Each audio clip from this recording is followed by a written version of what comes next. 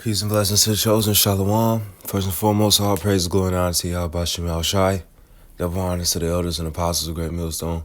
Salutations to the icon pushing his truth for sincerity and charity, risking their lives and freedom to do so.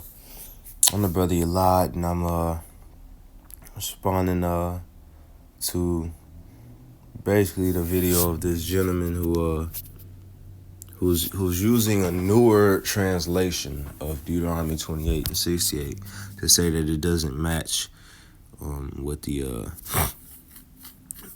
Hebrew Israelites teach, and that newer version it goes off. You have to read it from the KJV.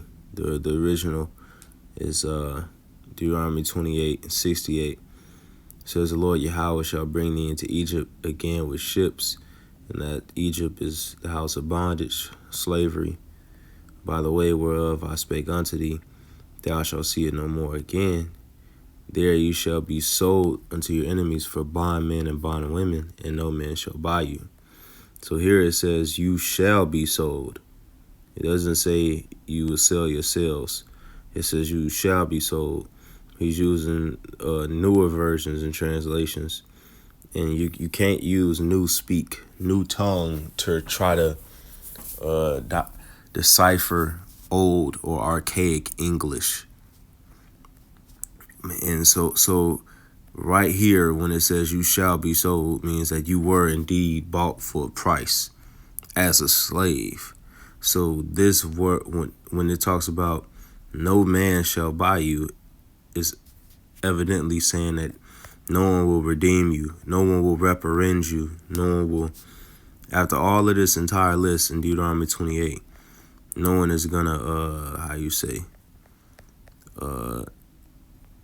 pay you back, reprehend you. No one's gonna give you reparations. No one's gonna try to redeem you or bring you out of the situation. Okay. So now that we just established that, I can just get straight to the cuss, man. Because solely by knowing who Esau Edom is proves that we are Jake. And I'm just going to cut them in this direction. I'm going to go from this side. So Job 9 and 24, "The earth is given into the hand of the wicked. He covered the faces of the judges thereof. If not, where, who is he?" So who covered the faces of the saints? Who covered the faces of the angels and the people of the Lord?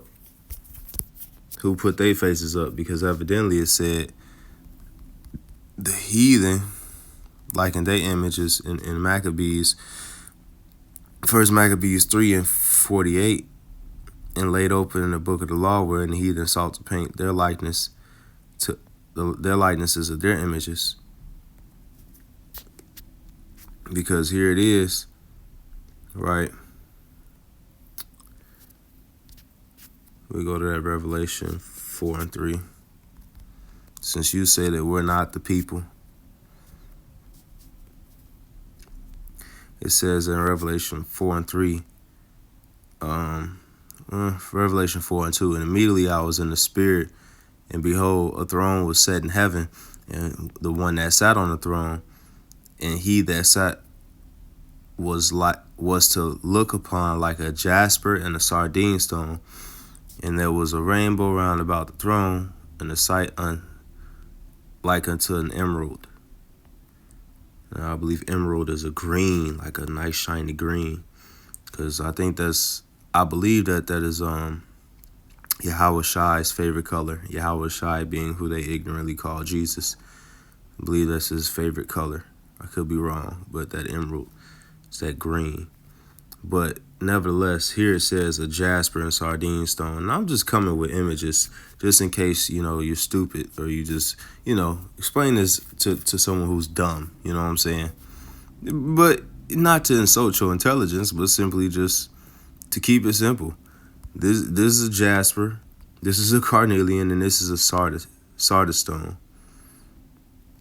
I recently came up on to know about the Sardinia flag in Italy. the Sardinia people, which are like 4 Moorheads. And these are the kind of people that ruled in Europe during the Dark Ages. But they called them the place of Sardinia or Sardis or Sardia, right? But here you sitting up here. Who covered the faces of the judges? Who made a statue of David to be a so-called white man and then gave him a small rod? Who did these things? Right? Daniel 4:17. This is by the matter of decree of the watchers and the demand by the word of the holy ones, to the intent that the living may know that the Most High Yahweh, which is the name of the Father, Yahweh, ruleth in the kingdom of men, and give it to whomsoever he will, and set it up over it the basis of men. Who is that basis of men? Is it not Esau, Edom, the wild men? Right? Who is the lowest character? Who's the kind of people that Job said he disdained from keeping them around the flock of their dogs? Job 30:1. Now they that are younger than I have me in derision. And that younger than I is talking about spiritually. As in, spiritually, they not they're inferior. It says they have me in derision, which is like a proverb, like a song. And he said later on in the chapter, he says, now am I their song, I am their byword, in verse 9. It says, whose fathers would I have disdained to set with the dogs of my flock? Why? Because they get into nasty stuff. They want to let dogs lick them in the mouth. They want to lay down with the dog, wake up with the fleas, all of these things. For God's sake, it's turtles with herpes. All right? Who's out here licking beaver butt and finding out that it tastes like vanilla? And this Job 30 right here is literally talking about Edom.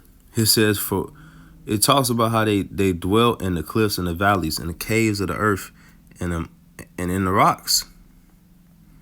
Children of base men. They were the bases of men. They were violent in the earth.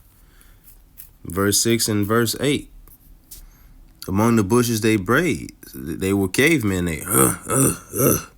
Cavemen. Right? So this is Mount Seir. And this is every other building that these Edomites have ruled in. This is their capital, their kingdoms, their Basra, if you will, strongholds of Edom. And what do? Everywhere they go, they set up an eagle, right? Because that's their spiritual bird, their spiritual animal, or just their bird for their nation, right? That's what they represent, the eagle. And in that Deuteronomy 28, it talks about an eagle coming to, you know what?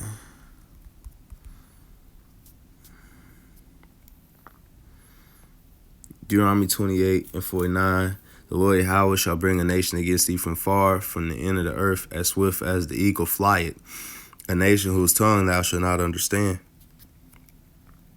A nation of fierce countenance which shall not regard the person of the old, nor shew favor to the young. Right, put the old against the young. It's just not a Willie Lynch letter tactic. Old versus young, light skin versus dark skin, the nigga man versus the nigga woman.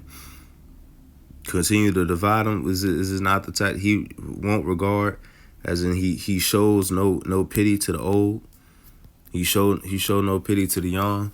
This is not the way that Amalek did when he targeted the Israelites leaving Egypt and tried to flank around the back to hit the elderly. This is what Amalek did. And then Esau gave no passage. They're low. Scandalous and shiesty.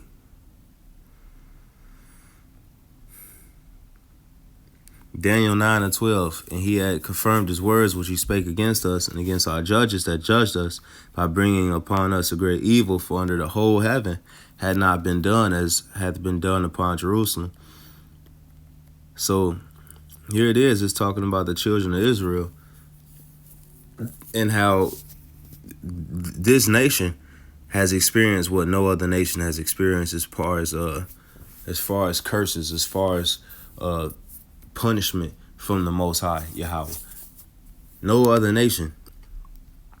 Now, you can make the argument that every other nation has been enslaved before, and which is true, but have they lost their heritage entirely? Have they been forced to speak another language entirely? Have they been completely cut off from their heritage and completely forced to be nobody, be a byword, be a proverb? Because if you go to the Hosea,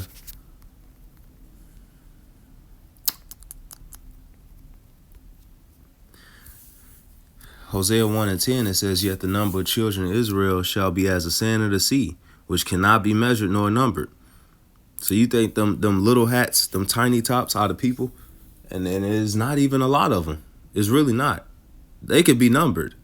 There's not a lot of them. Trust, it's not.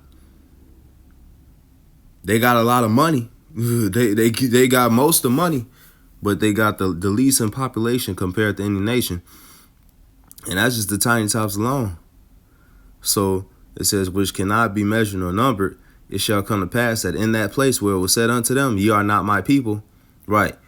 In some place to the entire nation of Israel, it was said, y'all not Israelites. Y'all something else. Y'all byword, y'all proverb, y'all niggas and spiggers. Y'all something else. Y'all not the children of Israel. It says, ye are not my people. There it shall be said unto them, ye are the sons of the living God. So in the same place where it was told to these people that who else fit this? Who else fits this? Just tell me so I can understand. Because, you know what I'm saying? I'm trying to tell me who fits this description. Who lost their heritage, man? Jeremiah 17 and 4, and thou even thyself shalt discontinue from thine heritage that I gave thee, and I will cause thee to serve thine enemies in the land which thou knewest not, for ye have kindled a fire in my anger which shall burn forever. What nation experienced this thing? Like, what happened? Explain that to me. What nation has experienced a complete cutoff from their entire heritage, their entire tongue, their language? Did they not come together and say, let us cut off Israel from being a nation? Psalms 83 and 4, they have said, come and let us cut them off from being a nation, that the name of Yasharallah may be no more in remembrance. Tell me.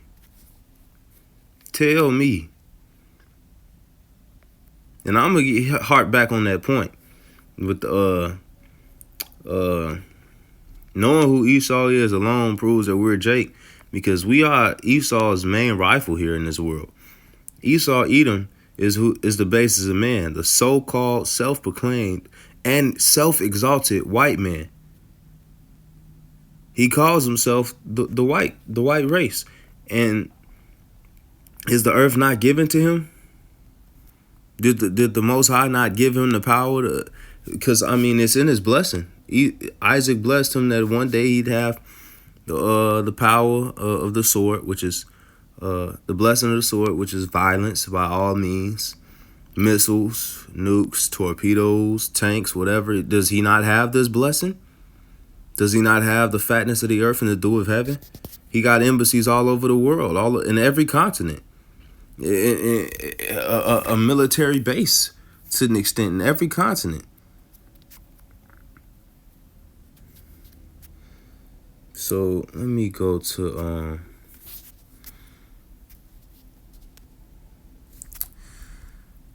CQ. No, because I want to further get in on that proving that, because he represents the eagle, or the eagle represents him. So in Ezekiel 17, it says in verse started 2, 1. And the word of the Lord Yahweh came unto me, saying, Son of man, put forth a riddle, and speak a parable unto the house of Israel, and say, Thus saith the Lord Yahweh, a great eagle with great wings, long winged, full of feathers, which had diverse colors, came into Lebanon, and took the highest branch of the cedar.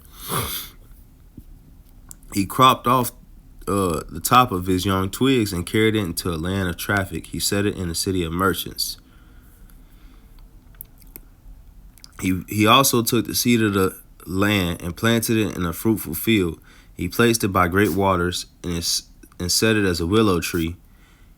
And it grew and became a spreading vine of low stature, whose branches turned toward him, the eagle, and the roots thereof were under him, the eagle. So it became a vine and brought forth branches and brought forth sprigs.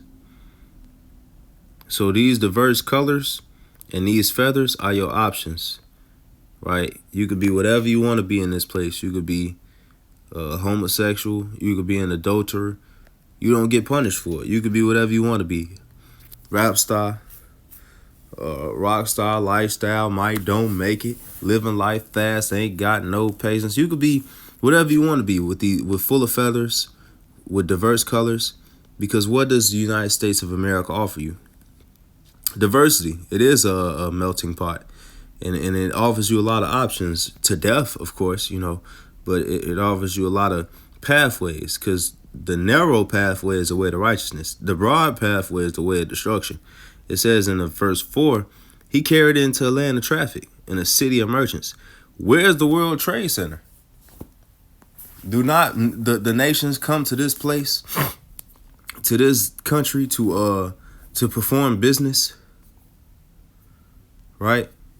That eagle is Esau. The cedar is Israel.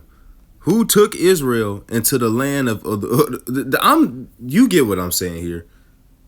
He was blessed with the sword, blessed with weapons. Esau blessed with the sword. Now I wrote weapons in Israel on here. But yeah. Who kidnapped, who captured the nation of Israel and then put them in a place where they can be forced into labor and be profited off of? That's my question. If we not the people, right? Why so many scriptures describing the Israelites to be a dark complected individuals?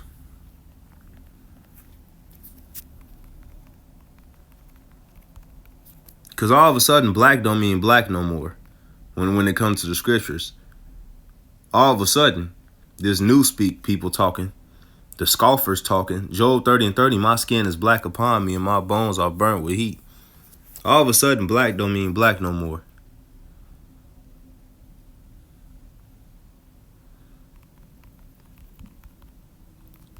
Song of Solomon, bro. Song of Solomon 1:5. I am black but comely. In other translations, it say I am dark but lovely. It says, O ye daughters of Jerusalem, as the tents of Kedar, which means black, as the curtains of Solomon, which is black. Look not upon me because I am black. The sun had looked upon me. All of a sudden, black don't mean black no more. It don't. All of a sudden, right? And it's so many more scriptures than that to say that.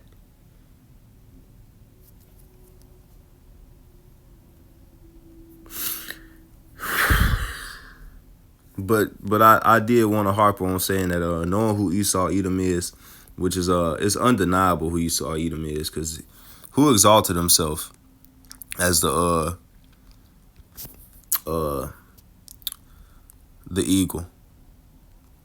Who Obadiah 1:4. Though thou exalt thyself as the eagle, this definitely talking about Edom. In the top verse, it say Edom, concerning Edom. Thou exalted thyself as the eagle, though thou set thy nest among the stars. Who put satellites in the atmosphere? Who sent up spaceships into the atmosphere of Earth? Who falsely claimed that they landed on the moon? What nation of people had done this? Tell me. It says, thence will I bring thee down, saith the Lord Yahweh Bashem Yahweh Shai. How are the things that Esau searched up? How are his hidden things sought up?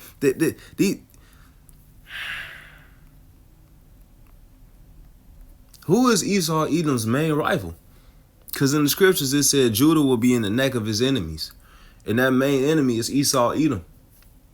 For the past 500 years on this continent of the Americas, north, south, and central, who has Esau Edom been constantly going to war with? Perpetually. The so-called Native Americans, Latinos, and Negroes are the true children of Israel. And you're trying to say that it's not so? Who is it? Who has been exposing Esau Edom left and right? Who is the main exposer? Because Esau exposing himself too. Amalek and the rest of Esau are pointing a finger at each other, and they exposing each other too. But nobody else came out with a 12 tribe chart, a 12 tribe sign, the 2 sticks that is prophesied in Ezekiel, but the Hebrew Israelites, right? The men preaching on highways and byways. So, yeah. If it ain't us and that been preaching on these highways and hedges, who is it? Who is it? I'm curious. I'm curious, man. I want to know. Explain this. This is too many precepts that we just got down here right now, and I'm about to end it. I'm about to end it now. But all these precepts together just confirm everything that we've been saying for some years now. And for this fool, I can't even show up no more. But what his name is, Christian Mims. Yeah, he's a fool. He don't know what he talking about. Trust and believe. And all them followers follow him. Hey, let the blind lead the blind. They all fall into the ditch. Because I could run verses around this guy.